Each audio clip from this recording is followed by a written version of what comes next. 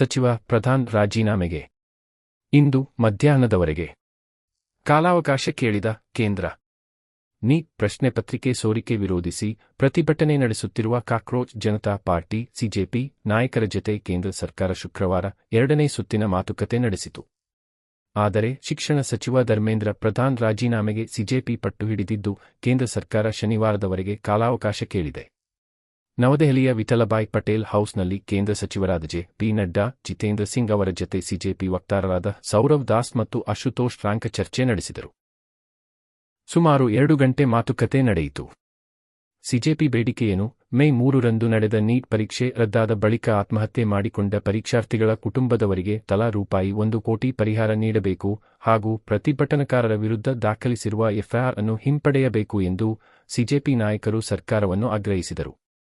ಸಚಿವ ಧರ್ಮೇಂದ್ರ ಪ್ರಧಾನ್ ರಾಜೀನಾಮೆಗೆ ಸಂಬಂಧಿಸಿದ ನಮ್ಮ ಬೇಡಿಕೆಯಲ್ಲಿ ಯಾವುದೇ ರಾಜಿ ಇಲ್ಲ ಎಂಬುದನ್ನು ಕೇಂದ್ರ ಸಚಿವರಿಗೆ ತಿಳಿಸಿದ್ದೇವೆ ಎಂದು ಸಭೆ ಬಳಿಕ ಸಿಜೆಪಿ ರಾಷ್ಟ್ರೀಯ ವಕ್ತಾರ Sourav Das About Dr. Pradhan, now of course we spoke with them. We told them that this is non-negotiable.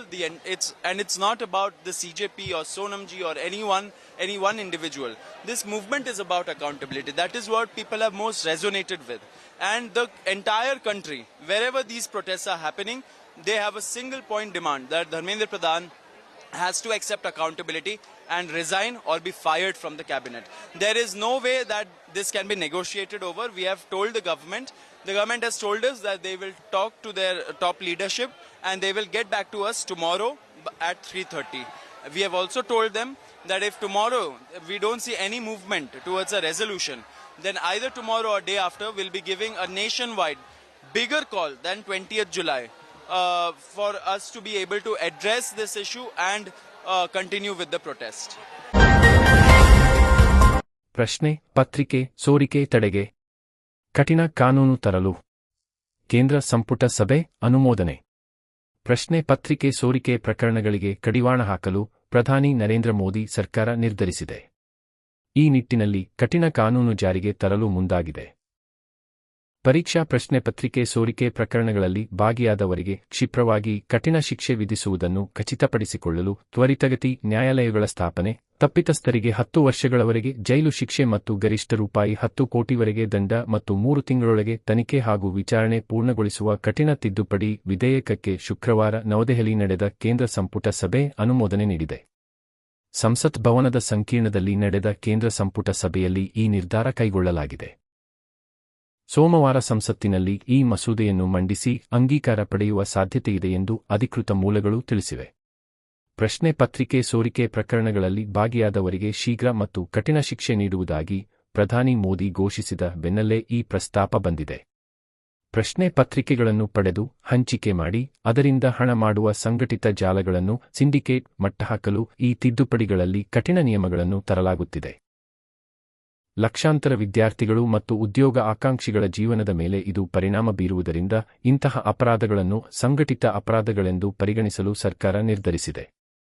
ಸಂಘಟಿತ ಪ್ರಶ್ನೆ ಪತ್ರಿಕೆ ಸೋರಿಕೆ ಜಾಲವನ್ನು ಸಂಪೂರ್ಣವಾಗಿ ಮಟ್ಟಹಾಕುವ ಉದ್ದೇಶದಿಂದ ಹಾಲಿ ಇರುವ ಸಾರ್ವಜನಿಕ ಪರೀಕ್ಷೆಗಳ ಅಕ್ರಮ ತಡೆ ಕಾಯ್ದೆ 2024ಕ್ಕೆ ತಿದ್ದುಪಡಿ ತರಲಾಗುತ್ತಿದೆ. ಹೊಸ ತಿದ್ದುಪಡಿಗಳ ಪ್ರಕಾರ ಪ್ರಶ್ನೆ ಪತ್ರಿಕೆ ಸೋರಿಕೆ ಪ್ರಕರಣಗಳ ತನಿಖೆ ಮತ್ತು ವಿಚಾರಣೆಯನ್ನು ನ್ಯಾಯಾಲಯಗಳು 3 ತಿಂಗಳೊಳಗೆ ಪೂರ್ಣಗೊಳಿಸಿ ತೀರ್ಪು ನೀಡಬೇಕಾಗುತ್ತದೆ. ಅಲ್ಲದೆ ಪ್ರಕರಣಗಳ ಶೀಘ್ರ ವಿಲೇವಾರಿಗಾಗಿ ತ್ವರಿತಗತಿ ನ್ಯಾಯಾಲಯ ಸ್ಥಾಪಿಸಲು ಕಾನೂನುಬದ್ಧ ಬೆಂಬಲ ನೀಡಲಾಗಿದೆ. ಸಿಜೆಪಿ ಮೆರವಣಿಗೆಯಲ್ಲಿ ಪೊಲೀಸ್ ದೌರ್ಜನ್ಯದ ಅರ್ಜಿ ವಿಚಾರಣೆಗೆ ಸುಪ್ರೀಂ ಒಪ್ಪಿಗೆ. ಜುಲೈ 20ರಂದು ರಾಷ್ಟ್ರ ರಾಜಧಾನಿಯಲ್ಲಿ ವಿದ್ಯಾರ್ಥಿ ಪ್ರತಿಭಟನಾಕಾರರ ಮೇಲೆ ನಡೆದ ದಮನ ಕಾರ್ಯಾಚರಣೆಯ ಸಂದರ್ಭದಲ್ಲಿ ಪೊಲೀಸರು ದೌರ್ಜನ್ಯ ನಡೆಸಿದ್ದಾರೆ ಎಂದು ಆರೋಪಿಸಿ ಸಲ್ಲಿಸಲಾದ 2 ಹೊಸದಾಗಿ ಸಲ್ಲಿಸಲಾದ ಅರ್ಜಿಗಳನ್ನು ಸೋಮವಾರ ವಿಚಾರಣೆ ನಡೆಸಲು ಸುಪ್ರೀಂ ಕೋರ್ಟ್ ಒಪ್ಪಿಕೊಂಡಿದೆ. ಈ ವಿಷಯದ ಬಗ್ಗೆ ಈ ಹಿಂದೆ ಯಾವುದೇ ಅರ್ಜಿ ಸಲ್ಲಿಸಲಾಗಿಲ್ಲ ಎಂದು ಭಾರತದ ಮುಖ್ಯ ನ್ಯಾಯಮೂರ್ತಿ ಸಿಜೆ ಸೂರ್ಯಕಾಂತ್ ಶುಕ್ರವಾರ ಮುಕ್ತ ನ್ಯಾಯಾಲಯದಲ್ಲಿ ಸ್ಪಷ್ಟಪಡಿಸಿದ ಕೆಲವೇ ಗಂಟೆಗಳ ನಂತರ ಈ ಬೆಳವಣಿಗೆ ಸಂಭವಿಸಿದೆ. ನ್ಯಾಯಾಲಯವು ಅಂತಹ ವಿಷಯವನ್ನು ಪಟ್ಟಿ ಮಾಡಲು ನಿರಾಕರಿಸಿದೆ ಎಂದು ಸೂಚಿಸುವ ಅಜಾಗರೂಕ ವರದಿಗಳನ್ನು ಅವರು ಟೀಕಿಸಿದರು.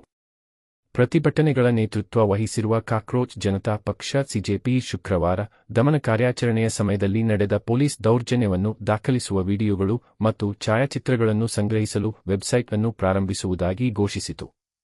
ಹಿಂಸಾಚಾರಕ್ಕೆ ಕಾರಣರಾದ ಪೊಲೀಸ್ ಸಿಬ್ಬಂದಿಯ ವಿರುದ್ಧ ಎಫ್ಐಆರ್ಗಳನ್ನು ನೋಂದಾಯಿಸಲು ಕೋರುವ ಕಾನೂನು ಕ್ರಮಗಳಿಗೆ ಈ ವಿಷಯವು ಆಧಾರವಾಗಲಿದೆ ಎಂದು ಅದು ಹೇಳಿದೆ. ನವೆಂಬರ್ 17 ರಿಂದ 19ರವರೆಗೆ ತಂತ್ರಜ್ಞಾನ ಶೃಂಗಸಭೆ ನಡೆಯಲಿದೆ. ಡಿಕೆ ಶಿವಕುಮಾರ್ ಕೃತಕ ಬುದ್ಧಿಮತ್ತೆ ಮತ್ತು ಅತ್ಯಾಧುನಿಕ ತಂತ್ರಜ್ಞಾನಗಳ ಅನಾವರಣಕ್ಕೆ ಅವಕಾಶ ಒದಗಿಸುವ 29ನೇ ಆವೃತ್ತಿಯ ಬೆಂಗಳೂರು ತಂತ್ರಜ್ಞಾನ ಶೃಂಗಸಭೆಯು ಇದೇ ನವೆಂಬರ್ 17 ರಿಂದ 19ರವರೆಗೆ ನಡೆಯಲಿದೆ ಎಂದು ಮುಖ್ಯಮಂತ್ರಿ ಡಿಕೆ ಶಿವಕುಮಾರ್ ಹೇಳಿದರು. ಶೃಂಗಸಭೆಗೆ ಪೂರ್ವಭಾವಿಯಾಗಿ ನಗರದಲ್ಲಿ ಶುಕ್ರವಾರ ಆಯೋಜಿಸಲಾಗಿದ್ದ ಉದ್ಯಮ ಸಂಸ್ಥೆಗಳ ಮುಖ್ಯ ಕಾರ್ಯನಿರ್ವಹಣಾ ಅಧಿಕಾರಿಗಳ ಸಿಇಒ ಸಭೆಯಲ್ಲಿ ಅವರು ಮಾತನಾಡಿದರು. ಈ ಶೃಂಗಸಭೆಯು ತಂತ್ರಜ್ಞಾನ ಕ್ಷೇತ್ರದ ಜಾಗತಿಕ ಪ್ರತಿಭಾವಂತರು ಹಾಗೂ ಚಿಂತಕರನ್ನು ಒಂದೇ ವೇದಿಕೆಗೆ ಕರೆತರಲಿದೆ. ಕೃತಕ ಬುದ್ಧಿಮತ್ತೆಯ ಎಐ ಆಚೆಗೆ ಇರುವ ಹೊಸ ಸಾಧ್ಯತೆಗಳನ್ನು ಅನ್ವೇಷಿಸಲು ಮುನ್ನುಡಿ ಬರೆಯಲಿದೆ.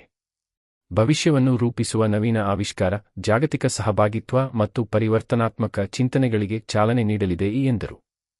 3 ದಿನಗಳ ಈ ಶೃಂಗಸಭೆಯಲ್ಲಿ ಕೃತಕ ಬುದ್ಧಿಮತ್ತೆ, ಎಐ, ಸುಧಾರಿತ ತಂತ್ರಜ್ಞಾನ, ಹಣಕಾಸು ತಂತ್ರಜ್ಞಾನ, ಆರೋಗ್ಯ ಮತ್ತು ಜೈವಿಕ ತಂತ್ರಜ್ಞಾನ, ಬಾಹ್ಯಾಕಾಶ ತಂತ್ರಜ್ಞಾನ, ಭಾರತ-ಅಮೆರಿಕ ತಂತ್ರಜ್ಞಾನ ಸಮಾವೇಶ, ಜಾಗತಿಕ ಸಹಯೋಗ ಸೇರಿದಂತೆ ಹಲವು ವಿಷಯಾಧಾರಿತ ಸಂವಾದಗಳು ನಡೆಯಲಿವೆ ಎಂದು ಮಾಹಿತಿ ನೀಡಿದರು.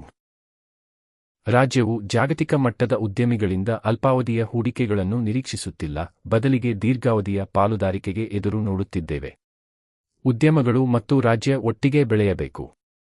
ಇದಕ್ಕಾಗಿ ನಮ್ಮೊಂದಿಗೆ ಕೈಜೋಡಿಸಿ ಎಂದು